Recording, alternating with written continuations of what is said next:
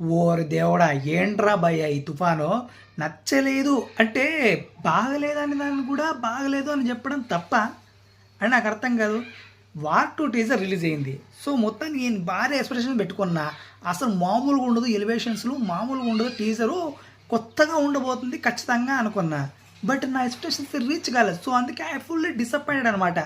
So అందుకని నాకు ఏమనిపించిందో రియాలిటీగా ఓపెన్గా చెప్పా అండ్ నిజం చెప్పా. మెయిన్లీ నోటెడ్ నిజం చెప్పా. సో అంతే, ఇంకేముంది, కామెంట్ల వర్షం, బూతుల వర్షం ఇంకా మామూలు కాదుగా. సో మొత్తానికైతే మీరు ఎలా చెప్పినా, ఎంత గొంతు చించుకున్నా, ఏం చేసినా టీజర్ మాత్రం రొటీన్ రొట్టలాగే ఉంది. ఇక్కడ ఏదైనా పాజిటివ్స్ ఉన్నాయంటే ఓన్లీ ఎన్టీఆర్ అండ్ రుతిక్ రోషన్ అంతే. వీళ్ళిద్దరి కోసం ఎగబడి పోవచ్చు సినిమాకి, అంతే తప్పించి నా దేశం దొరకు స్టోరీ కూడా రొటీన్ లాగే ఉంటుందా ఇంకొంచెం కొత్తగా ఉంటుందనే డౌట్, అంతే. అది కూడా డౌటే, గ్యారంటీగా చెప్పలేను. సో మొత్తానికైతే సినిమా పరంగా సినిమా ఖచ్చితంగా ఒక వైబ్ అయితే క్రియేట్ చేయగలుగుతుంది.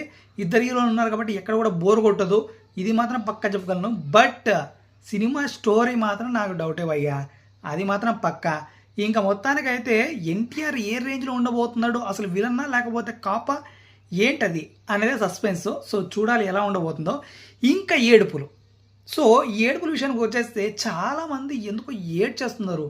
రుతిక్ రోషన్ డామినేట్ చేశారు ఎన్టీఆర్ని, అది ఇది ఇది ఇది ఎంతమంది ఏమన్నా డామినేట్ అన్నా ఏమన్నా. సో బాడీతోనే డామినేట్ ఎవడూ చేయలేడు. సో బాడీతో డామినేట్ ఒక్క నిమిషం చేయగలడు అంతే. ఇంకా మిగిలిన 2 hours 40 minutes పైన సినిమా ఉంటుంది. సో ఆ 2 hours 40 minutes పైన చేయాల్సింది ఓన్లీ యాక్టింగ్ రా బాయ్.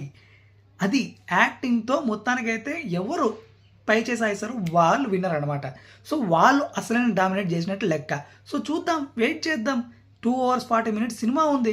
సో అప్పుడు తేల్చేద్దాం ఎవరు డామినేట్ అనేసి. సో August 14th వరకు ఉచ్చ బిగి పట్టుకొని కూర్చోండి, ఓకే. సో మొత్తానికి నాకైతే ఒకటే చెప్పాలని అనిపించింది, చెప్పేశా. సో మొత్తానికైతే డామినేట్ లేదు, బొంగలేదు దీంట్లో. సో ఎన్టీఆర్ మాత్రం చాలా కొత్తగా కనపడుతున్నాడు అండ్ సీరియస్ ఇంటెన్సిటీతో కనపడుతున్నాడు. రుతిక్ అసలు ఫుల్ అగ్రెసివ్గా కనపడట్లేదు కానీ బట్ మొత్తానికైతే ఓ హీరోయిజం ఫేస్లో కనపడుతున్నాడు. సో చూద్దాం ఇద్దరు ఎలా అదరగొడతారు వాళ్ళ యాక్టింగ్తో August 14. సో ఇంకెంత కలసం మీకేమనిపించిందో తప్పుడు మన కాంట్రోల్ నుంచి ఏడతండ్రా కామెంట్లలో. నేను ఏదుందో అదే చెప్తా, నిజమే చెప్తా, ఓకే. Please subscribe. వాయ్.